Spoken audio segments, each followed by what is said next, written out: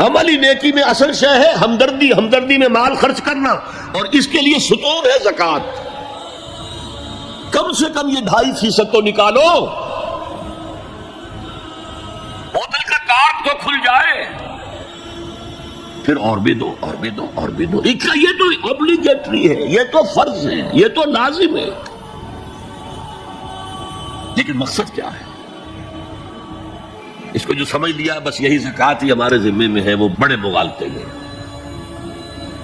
حضور نے فرمایا صلی اللہ علیہ وسلم، ان فی المال حقا سوى الزکوٰۃ، ہے مسلمانوں یہ نہ سمجھنا کہ بس زکوٰۃ ادا کر دی تو تمہارے مال کا سارا حق ادا ہو گیا۔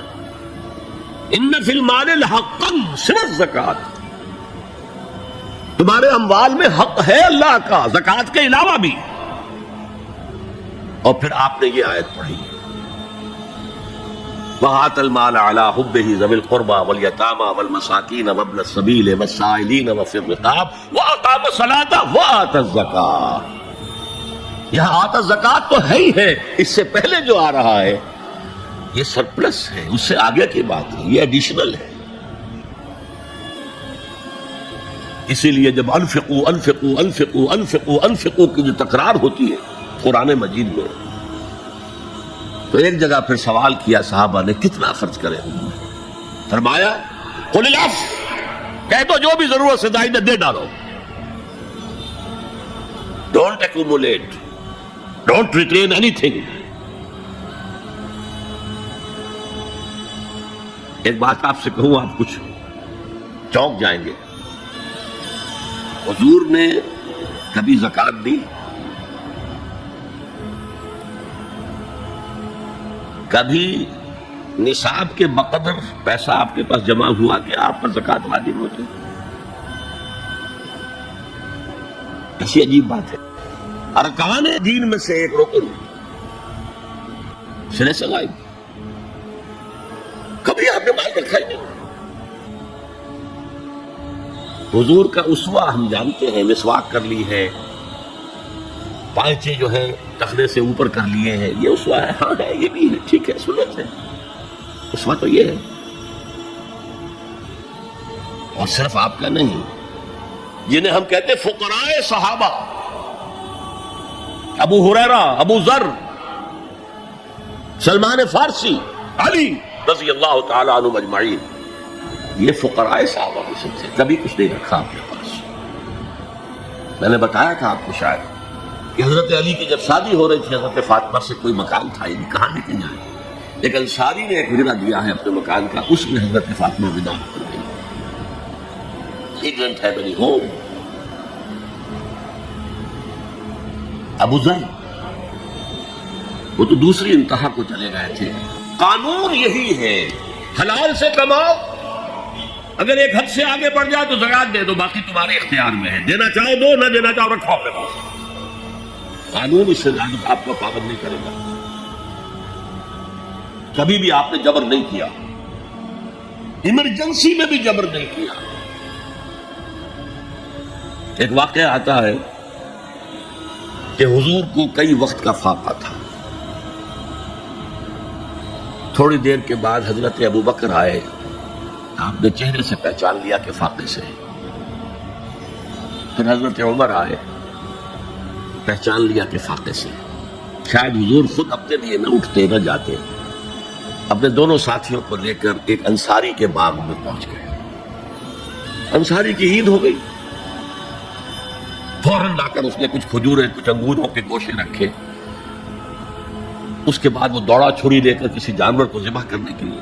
یہ ساری تفصیلیں میں کیا بتا رہا ہوں۔ مال یہ نہیں تھا کہ مدینے میں سبھی فاقے سے تھے، موجود تھے جن کے پاس مال تھا، لیکن جبرن آپ نے کسی سے کچھ نہیں لیا۔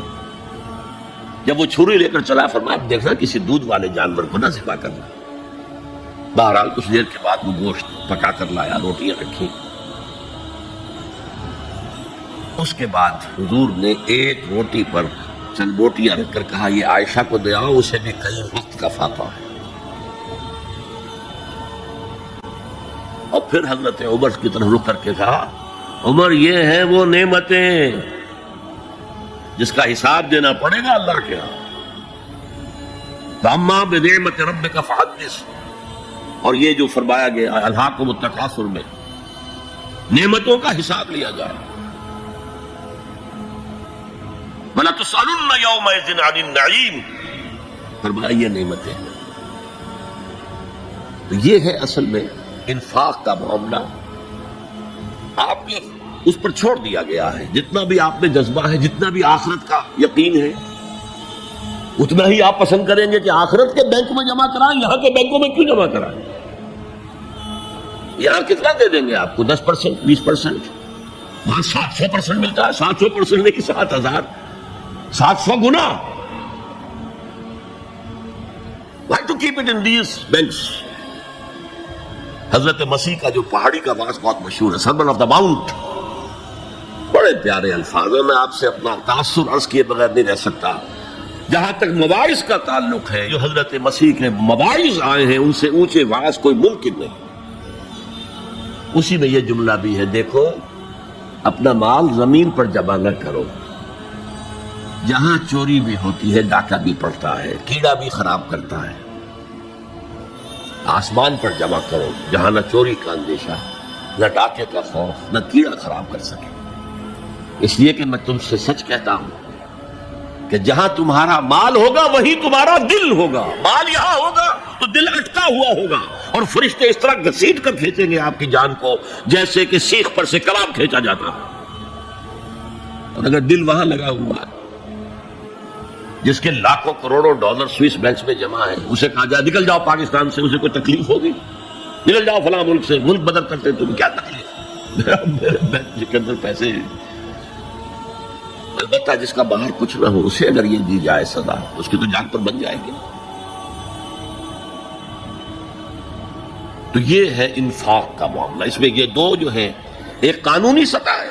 قانونی سطح یہ کہ حلال ذریعہ حرام نہ ہو، سود نہ ہو، جوا نہ ہو، فحاشی کو ذریعہ نہ بنایا جائے، منشیات کو ذریعہ نہ بنایا جائے کمائی کا. اور جو بھی آپ کے پاس ہے، آپ نصاب کی سطح کے اوپر آ گئے تو 2.5% زکوٰۃ دے دو.